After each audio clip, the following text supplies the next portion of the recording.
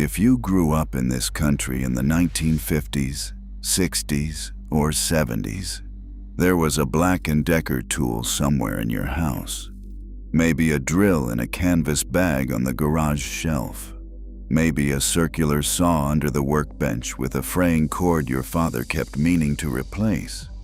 Maybe just a sander in a box that had not been opened since a project that never quite got finished. The orange and black housing, the weight of it, the way it started with a sound that meant something was about to get done. You did not think about the brand. You did not need to. It was just there, the same way a hammer is there, the same way a stepladder is there. It was the tool brand, the only one most Americans ever thought to buy. The Black & Decker name is on more tools in more American homes than any other brand in the history of this country. They invented the portable electric drill. They invented the consumer power tool market. They invented the cordless drill. They invented the dust buster. For the better part of a century, they were the default answer to the question of what brand to buy when you needed to build or fix something in your own house. And then professional contractors stopped using them. Not because the tools got worse, because of a blender. That sentence will make complete sense in about 8 minutes, and when it does, it will tell you everything you need to know about how a brand can be destroyed by its own success. To understand how a company that invented the portable electric drill ended up competing with Harbor Freight at Walmart price points, you have to start at the beginning. September of 1910. S. Duncan Black and Alonzo G. Decker, both 23 years old, both former workers at the Rowland Telegraph Company, pooled $1,200, including the money from Black selling his car, and rented a warehouse in Baltimore. Their first jobs were making milk bottle capping machines and candy dipping equipment for other people's designs. They were a contract shop. What they wanted was to invent something of their own. In 1916, they designed a half-inch portable electric drill using a universal motor that could run on either alternating or direct current, and a pistol grip and trigger switch modeled on a Colt revolver. The company was awarded patents in 1917. A 12,000 square foot factory went up in Towson, Maryland. By 1920, the company had surpassed $1 million in annual sales and had offices in 8 American cities. Every electric drill made since traces its design directly to what Black & Decker built in that Baltimore warehouse. For the next 40 years, Black & Decker was primarily a professional and industrial company. The tools went to shipyards, aircraft plants, construction sites. During World War II, the company switched to fuses and shells for the war effort. After the war, the founders made a decision that would shape the entire industry for decades. They looked at the millions of Americans moving into new suburban homes and asked whether those homeowners needed tools. They answered that question on June 15, 1946. The home utility line of quarter-inch and half-inch drills for consumers launched.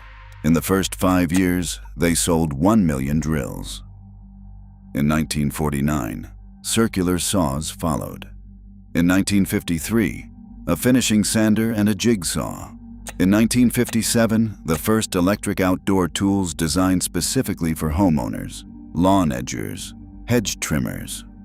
In 1961, the world's first cordless electric drill, powered by a nickel-cadmium battery. In 1979, the dust buster. Black & Decker did not just enter the consumer market, they invented it.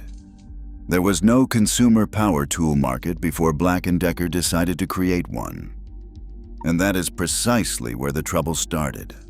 In the early 1990s, Black & Decker commissioned research on why they were losing the professional contractor market. They were already dominant in consumer tools. They were already dominant in large industrial tools.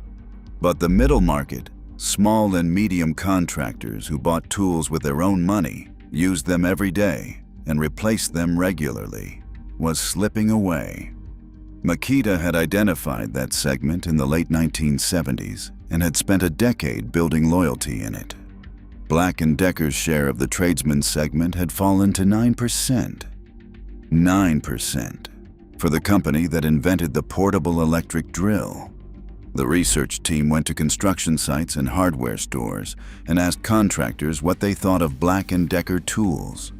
The findings were specific and devastating. The tools were competitive.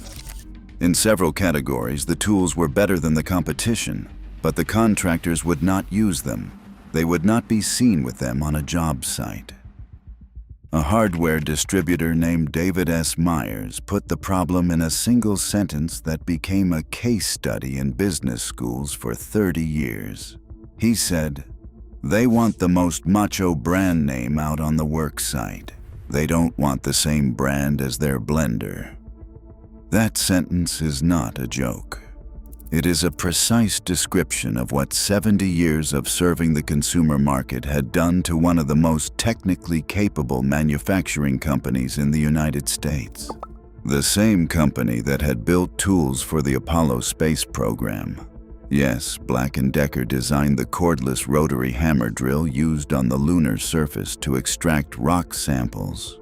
Could not get a carpenter to use their circular saw because the brand lived in the kitchen drawer next to the hand mixer.